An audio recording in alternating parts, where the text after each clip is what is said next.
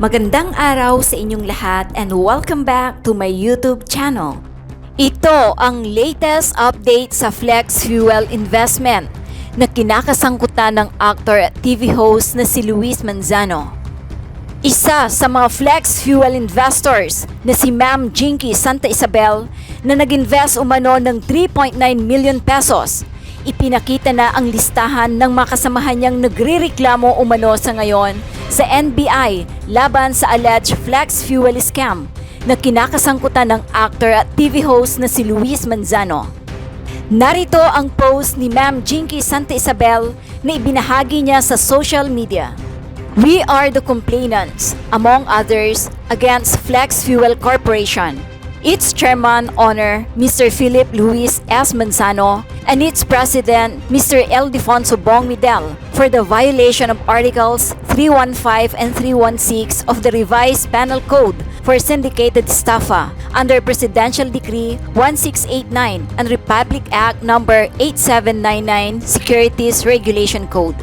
Flex Fuel Corporation is the company behind Flex Fuel gasoline stations who offers seats for investment through Facebook and other social media platforms.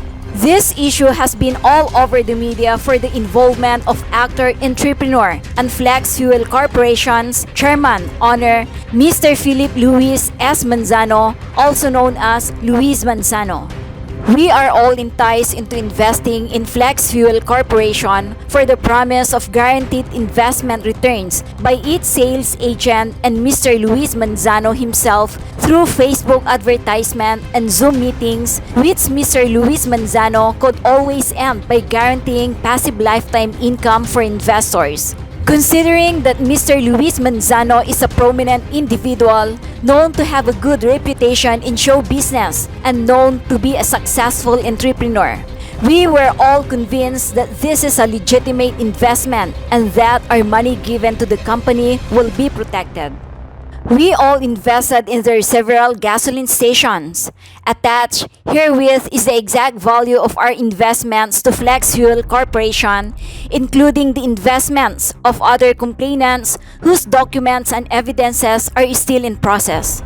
As early as November 15, 2022, I, Mrs. Jinky S. Santa Isabel, one of the complainants in this case, already coordinated with the National Bureau of Investigation or NBI Criminal Intelligence Division or CRID to have this matter investigated. I was advised by the NBI CRID to gather and consolidate documents and evidences first before having the case formally filed before the NBI. On November 29, 2022, I went back to the NBI CRID to file up the complaint sheet. In December 2022, considering that everyone has been busy with Christmas and that I, Mrs. Santa Isabel, was out of the country, the processing of my complaints was halted. When I came back on January 17, 2023, together with other 5 complainants, NBI CRID interviewed us to come up with the complaints affidavit regarding the matter. Ever since January 2023, many other victims started to file their own case before the NBI CRID. We all witnessed the untiring efforts of the investigators and staff of NBI CRID to accommodate us and assist with our concern as to the proper filing of complaints, affidavits, and evidences. They were very helpful to us, most especially to the overseas Filipino workers or OFWs in accomplishing and filing their complaints. Investigators and staff would interview complainants all day, even dedicating their lunch breaks and work until 10 p.m. just to accommodate complainants coming from far provinces such as Marinduque, Mindoro, Nueva Vizcaya, Pampanga, and a lot more that are coming from their office every day. Yesterday, in the response of Mr. Luis Manzano's lawyer, Attorney Augusto P. Ferno, on the second subpoena given to him by the NBI CRID, he wrote to the Bureau's Director, Honorable Dilemus, requesting the consolidation of the case they filed before the Anti-Fraud Division of the NBI and the case we filed to the NBI CRID. Attached herewith is the copy of that letter. However, this will seem improper because of the following. First, our case cannot be consolidated with the case of the person we are filing a complaint against. One of the respondents to the case we filed is Mr. Luis Manzano, and it would be illogical to combine the case of the person we are filing against to the case being filed against him. Second, our cause of action is different from that of Mr. Luis Manzano due to the fact that we are filing a case against Flex Fuel Corporation, its incorporators, Mr. Philip Luis Manzano, Chairman and Owner, Mr. Eldefonso Bong Midel Jr., President, Attorney Arthur Anthony S. Alicer, Anthony Bernard Sales, and Christina Marie S. Midel, its business consultant, Soylo Santino Jr., Ana Bernardino, Roy Ranyada, Mark Camano, Charlie Main Presto, and other business consultants for the violation of Articles 315 and 316 of the Revised Penal Code for Syndicated Staffa under Presidential Decree 1689 and Republic Act No. 8799 Securities Regulation Code, and we have no knowledge as to what case was filed by Mr. Luis Manzano and against who.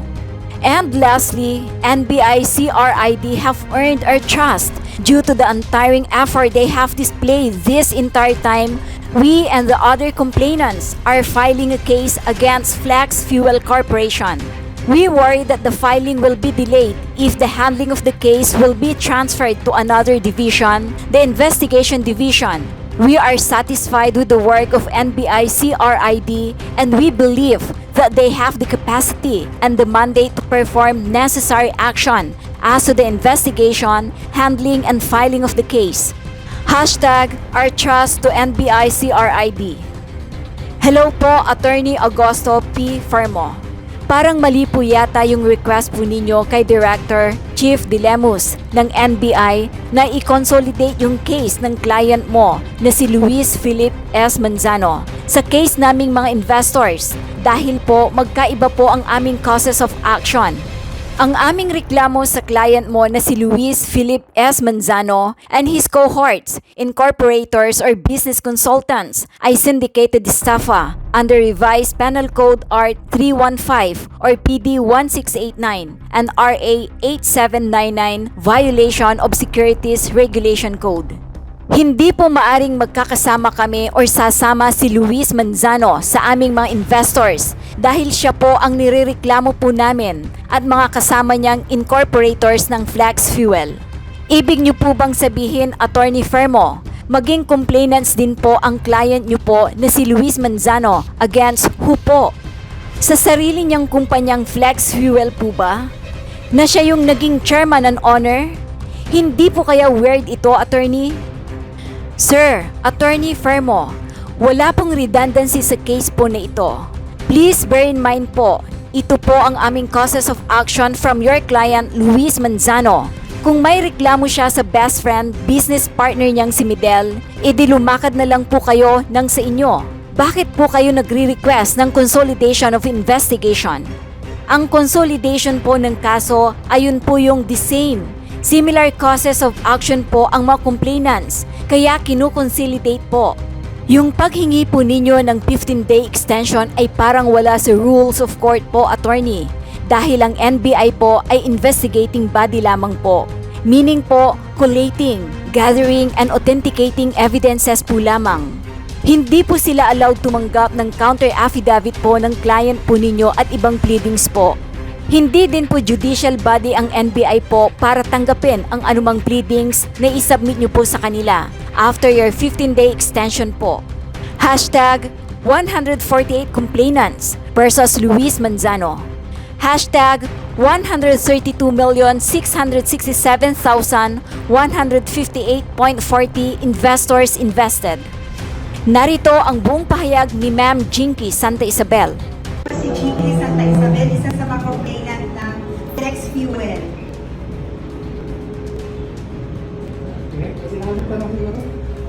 Okay, any update po? Update ng kaso ito. Actually, four lawyers came here today. Lawyer ni Midel, lawyer ni Zoe Lubagi, lawyer ni Ana Bernardino, and lawyer ni Luis. They're asking for another 15 days extension.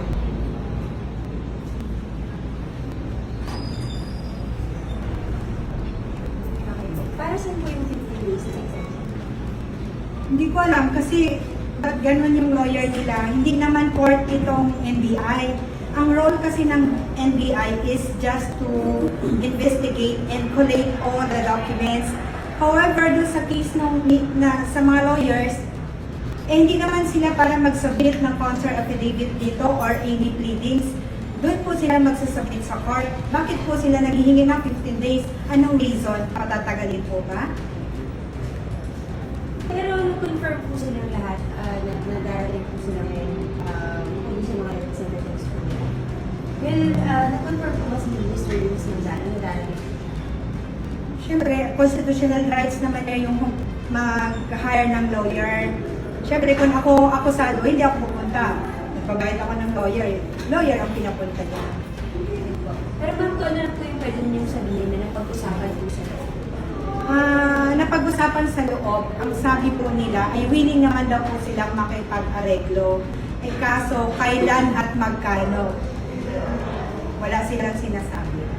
Ma'am, ano lang yung hypothetical na? By way of pag-areglo, does that mean na in a way there's some sort of admission na merong fault on their part? Considering na you are offering for an areglo, meaning to say, you are liable and you are there to pay us, investors. Ayun po. Ma'am, just for ano na lang po, magkano po yung in-owe sa inyo ng flex fuel? In my case, nasa close to 4 million. Eh kung gusto mo ng accurate doon sa mga complainants, I have here my list. Kung gusto nyo makita. Sige po ma'am, pwede po makita. Ano lang.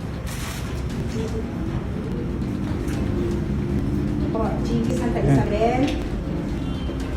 Number 2.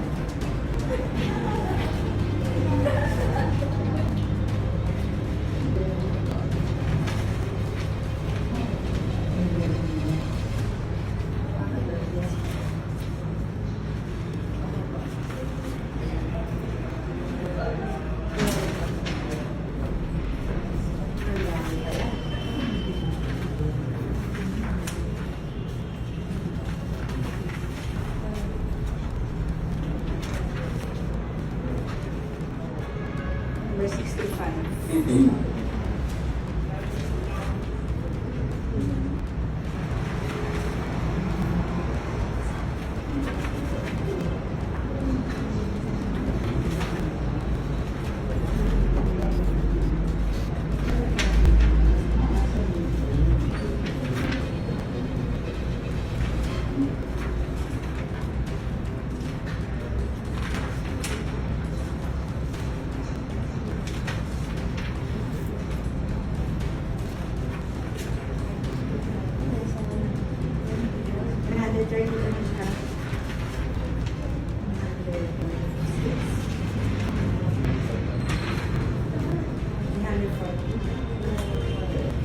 And total,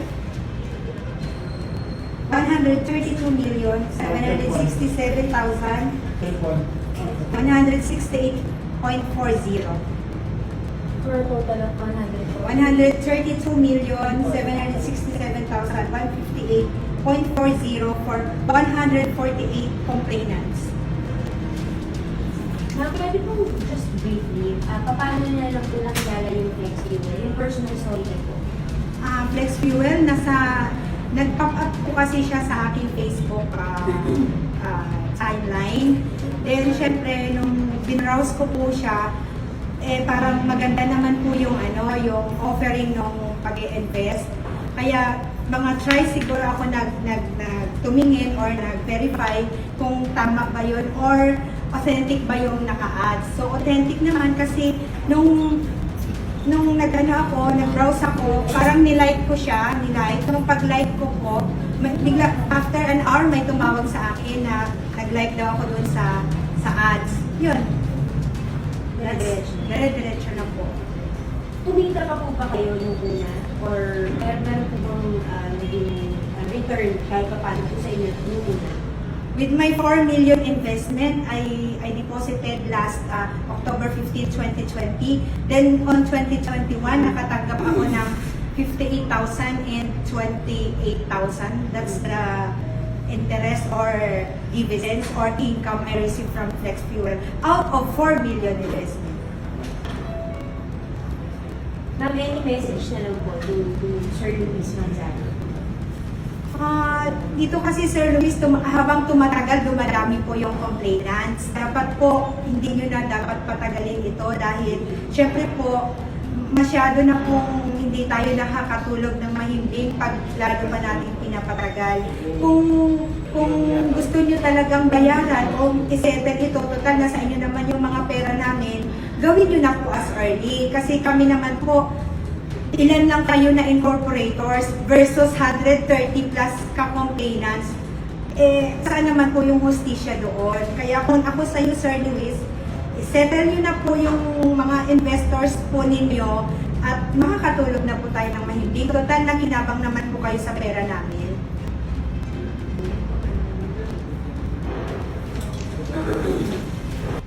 Mag-subscribe at i-click ang notification bell para sa mga susunod na video updates.